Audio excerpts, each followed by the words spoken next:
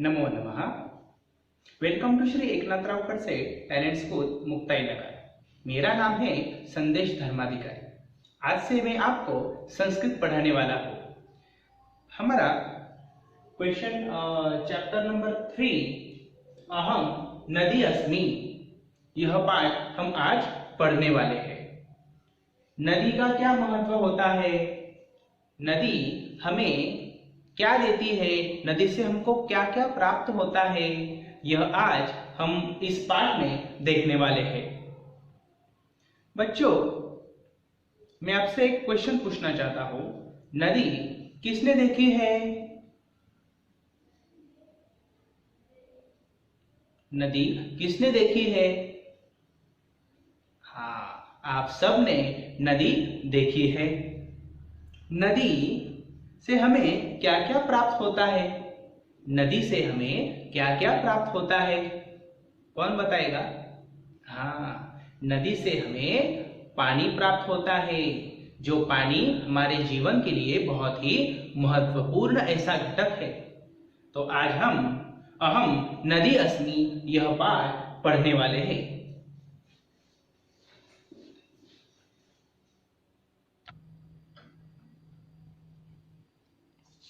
तृतीयः पाठः अहम नदी अस्मि। तो बच्चों स्टार्ट करते हैं।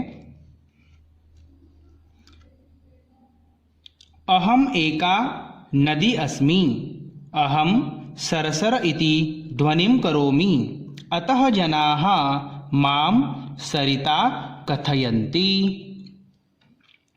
अहम एका नदी अस्मि, इसका मतलब है मैं एक नदी हूँ। अहम सरसर इति ध्वनिं करोमि, मैं सरसर ऐसा आवाज करती हूँ। बच्चों, आपने नदी देखी है। जब नदी का पानी बहता है तब वो आवाज करता है, तो आवाज कैसा आता है? सरसर ऐसा आवाज आता है। तो नदी बोलती है अहम सरसर इति ध्वनिं करोमि, मैं सरसर ऐसा आवाज करती हूँ। ध्वनि का अर्थ है आवाज। अतः जनाः मां सरिता कथयन्ति, अतः का मतलब होता है इसलिए लोग मुझे सरिता कहते हैं। तीव्र प्रवाह कारणात्, तीव्र प्रवाह कारणात् इसका मतलब है तेज प्रवाह के कारण, तेज बहाव के कारण। प्रवाहिनी, तरंगाणां कारणात् च तरंगिणी मम पर्यायाः सन्ति। इसका मतलब है तेज प्रवाह के कारण प्रवाहिनी और तरंगों के कारण तरंगिणी मुझे लोग कहते हैं। अब देखो बच्चों, यहाँ नदी को कौन कौन से पर्यायी शब्द आए हैं? पहला शब्द है नदी, नदी कहते हैं। सरिता भी कहते हैं नदी को, सरिता, प्रवाहिनी, तरंगिणी। यहाँ नदी को 4 शब्द आए हैं, पर्यायी शब्द। पहला है नदी, दूसरा सरिता, तीसरा प्रवाहिनी और तरंगिणी। ऐसे शब्द, पर्यायी शब्द नदी, ये इस शब्द में आए हैं।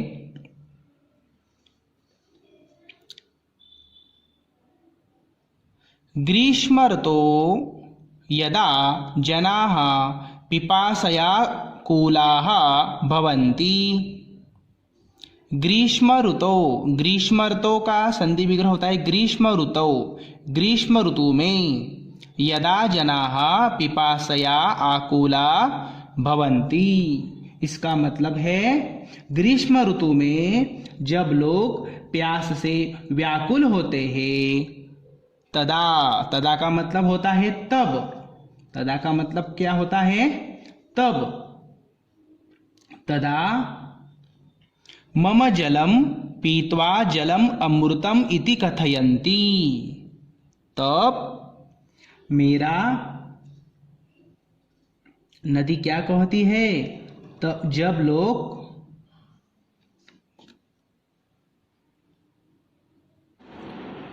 तो बच्चों नदी कहती है कि मेरा जल पीकर लोग जल अमृत है ऐसा कहते हैं। सततम प्रवाहः एव मम जीवनम अस्ति। सततम प्रवाहः एव मम जीवनम अस्ति। इसका मतलब क्या होता है? लगातार बहना ही मेरा जीवन है। अहम पर्वतेभ्यः निर्गत्य क्षेत्रेषु आगच्छामि। अहम पर्वतेभ्यः निर्गत्य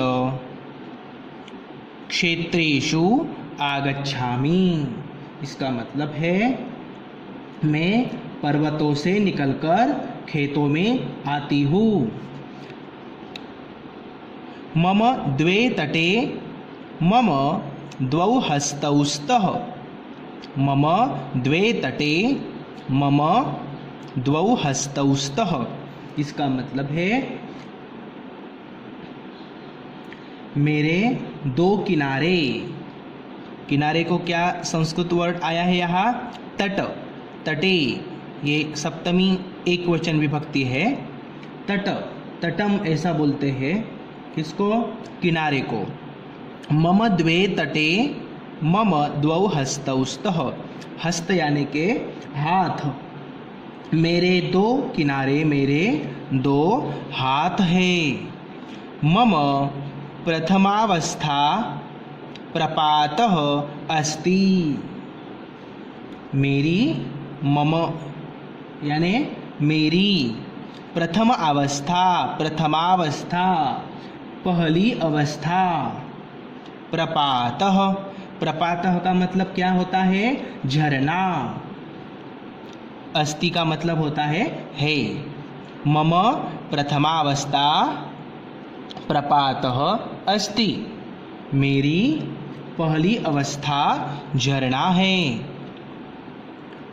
मम तटेषु एव सभ्यतायाः संस्कृतेः च विकासः अभवत्।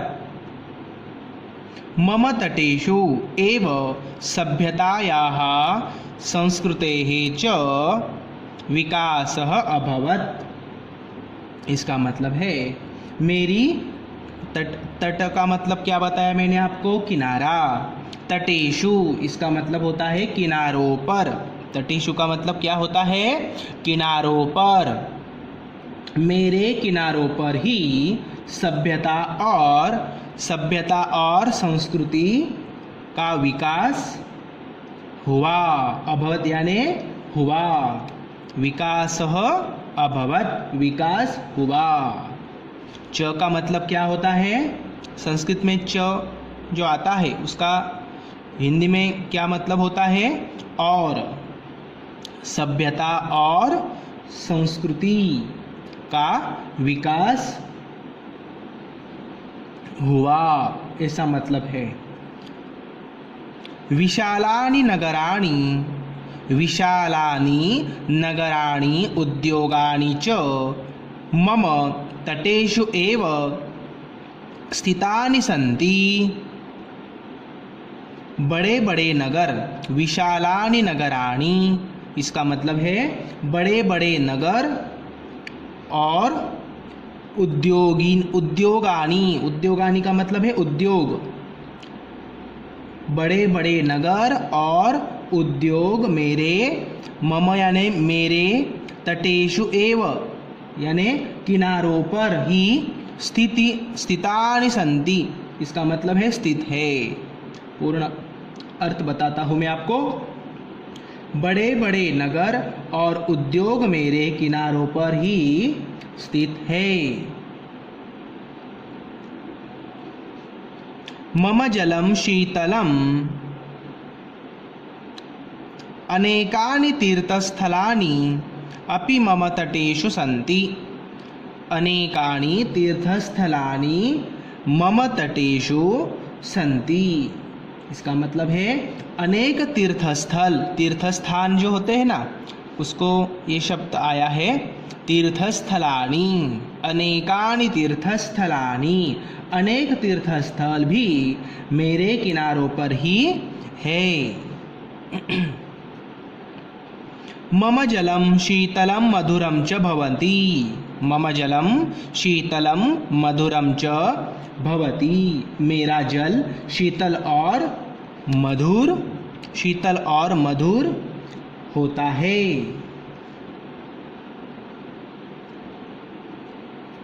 अहम जनेभ्यः पातुं स्वच्छं जलं ददामि, अहम जनेभ्यः पातुं स्वच्छं जलं ददामि। इसका मतलब है मैं लोगों को, जनेभ्यः का मतलब क्या हुआ, लोगों को पीने के लिए, पातुम यानी पीने के लिए, स्वच्छ यानी साफ, जल यानी पानी, ददामी देती हूँ। पूरा अर्थ मैं बताता हूँ आपको। मैं लोगों को पीने के लिए साफ पानी देती हूँ। कृषकाः मम जलेन क्षेत्राणि सिंचन्ति सस्यानि च उत्पादयन्ति। कृषकाः, कृषकाः का मतलब क्या होता है, किसान। यहाँ बहुवचन आया है। कृषकः का मतलब होता है एक किसान, और कृषकाः इसका मतलब होता है दो से अधिक किसान। ये बहुवचनी शब्द यहाँ आया है। कृषकाः मम जलेन, इसका मतलब है किसान मेरे जल से। क्षेत्र का मतलब होता है खेत, क्षेत्र का मतलब क्या होता है, खेत। यहाँ क्षेत्राणि ऐसा शब्द आया है, इसका मतलब है खेतों को। यहाँ बहुवचन आया है क्षेत्राणि ऐसा, इसका मतलब है किसान मेरे जल से खेतों को सिंचन्ति, इसका मतलब है सींचता है। और सस्यानि च उत्पादयन्ति, सस्य का मतलब होता है अनाज। सस्य का मतलब क्या बताया मैंने आपको, अनाज।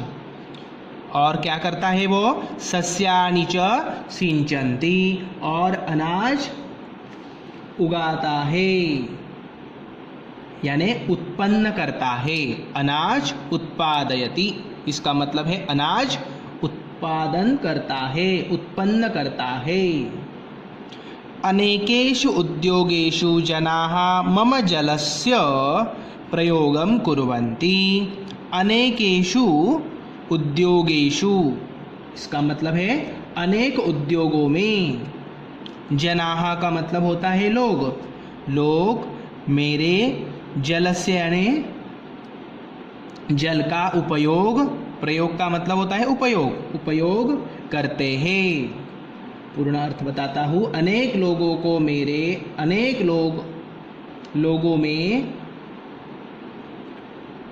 अनेक उद्योगों में मेरे में लोगों। अब देखो, अनेक उद्योगों में लोग मेरे जल का उपयोग करते हैं।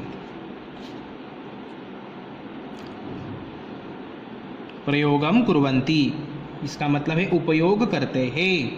मम उभयोः तटयोः हरिताः वृक्षाः सुंदराणि पुष्पाणि च सन्ति।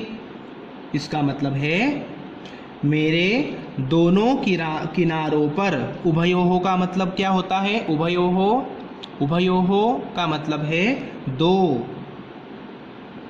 मम उभयोः तटयोः, इसका मतलब है मेरे दोनों किनारों पर। हरिताः वृक्षाः, इसका मतलब है वृक्ष, हरित वर्ण के वृक्ष।